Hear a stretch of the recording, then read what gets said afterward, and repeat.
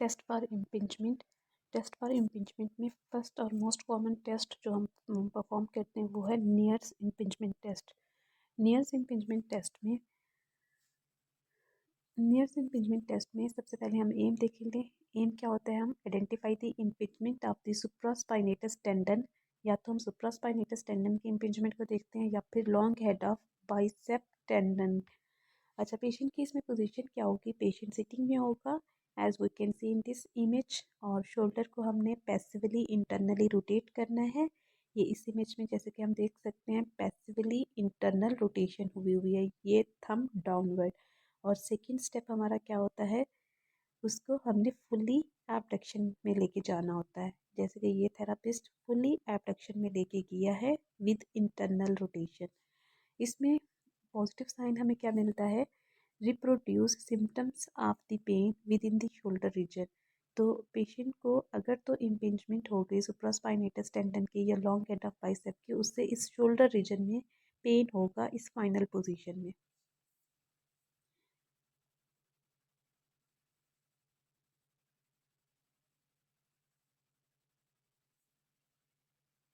Second test है हमारा Hawkins Kennedy test. Hawkins Kennedy test हम परफॉर्म करते हैं रोटेटर कफ की इम्पिंजमेंट को चेक करने के लिए। रोटेटर कफ की इम्पिंजमेंट के लिए जो पेशेंट की पोजीशन होती है उसमें हम पेशेंट को सिटिंग में ही करते हैं, जैसे हम नियर्स का देखा था। सिटिंग में करने के बाद पेशेंट की आर्म को हम 90 डिग्री फ्लेक्स करेंगे। ये जैसे कि नज़र आ रहा है, आर्म शोल्डर पे 90 डिग्री फ्लेक्शन है और साथ ही एल्बो पे 90 डिग्री फ्लेक्शन है, इसे हम 90-90 कह सकते हैं। पेशेंट सिटिंग में है और 90-90 कराया है। अब इसके बाद क्या करेंगे, जो एग्जामिनर होगा, जो फिजियोथेरापिस्ट होगा, वो प्रोक्सिमली एल्बो को भी स्टेबलाइज करेगा और रिस्ट को भी करेगा। जैसे कि ये दोनों हैंड्स को हम देख सकते हैं कि एक हाथ से उसने प्रोक्सिमल टू द रिस्ट यहाँ पे स्टेबलाइज किया हुआ है और दूसरे हाथ से एल्बो से प्रोक्सिमल किया हुआ है। ये मूव पोजीशन बनाने के बाद वो क्या करता है, पैसिवली मूव करता है आर्म को इंटरनल रोटेशन में, और वो फुल इंटरनल रोटेशन जैसे कि ये एरो की डायरेक्शन इंडिकेट कर रही है इंटरनल रोटेशन में लेके जाएगा। पैसिवली पेशेंट एग्जामिनर खुद लेके जाएगा, पेशेंट एक्टिवली नहीं करेगा। तो हॉकिंस कैनेडी का जो हमें पॉजिटिव साइन मिलता है, सब एक्रोमियन स्पेस में पेशेंट को पेन होगा। अगर तो इस मोमेंट में 90-90 प्लस इंटरनल रोटेशन पैसिव हमने की है, पेशेंट को सब एक्रोमियन पेन है, तो ये चीज़ इंडिकेट करेगी impingement of the rotator cuff. Third test है हमारा इम्पिंजमेंट के लिए, जिसे हम कहते हैं पोस्टीरियर इंटरनल इम्पिंजमेंट टेस्ट। इसका एम क्या होता है, पोस्टीरियर इम्पिंजमेंट टेस्ट ये impingement between rotator cuff and greater tuberosity उसको आइडेंटिफाई करता है, या फिर पोस्टीरियर ग्लेनाइड और लेब्रम के दरमियान अगर कोई इम्पिंजमेंट है तो उसको भी ये आइडेंटिफाई करेगा।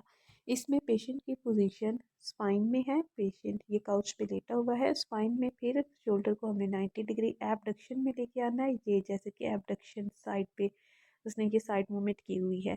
90 डिग्री एबडक्शन के बाद मैक्सिमम एक्सटर्नल रोटेशन ये हम देख सकते हैं, अगर तो उसका हैंड ये टूवर्ड्स हिप्स होता तो ये होती इंटरनल रोटेशन, या डाउनवर्ड होता है टूवर्ड्स ये ट्रंक वाली साइड पे तो इंटरनल रोटेशन होती है, लेकिन ये हेड से अवे जा रहा है, एबव जा रहा है, तो ये मैक्सिमम एक्सटर्नल रोटेशन को शो कर रहा है। हमने क्या की, 90 degree abduction plus maximum external rotation, और फिर हम 20 डिग्री तक हॉरिजेंटल एडक्शन करेंगे, एल्बो को टुवर्ड्स चेस्ट लेके आएंगे, हल्का सा ही स्लाइड सा 15 to 20 डिग्री तक। पोस्टीरियर इंटरनल इम्पिंजमेंट का पॉजिटिव साइन क्या होगा कि पेशेंट को posterior to the shoulder pain होगा।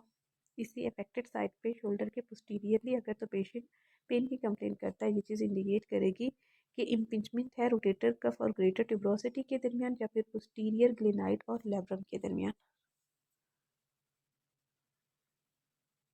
हमने 3 टेस्ट डिस्कस किए हैं, posterior impingement test, patient spine position में है, हमने 90 डिग्री एबडक्शन की, फिर मैक्सिमम एक्सटर्नल रोटेशन और 15 to 20 डिग्री क्या की है, एडक्शन की है, पेशेंट को posterior to the shoulder pain होगा।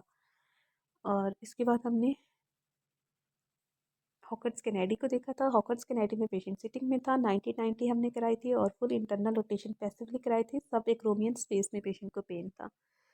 नियर से टेस्ट कराया है। नियर्स टेस्ट में पेशेंट जो है वो सिटिंग में ही है। हमने पहले इंटरनल रोटेशन कराई, इंटरनल रोटेशन के साथ फुल ओवरहेड एबडक्शन कराई है पैसिवली।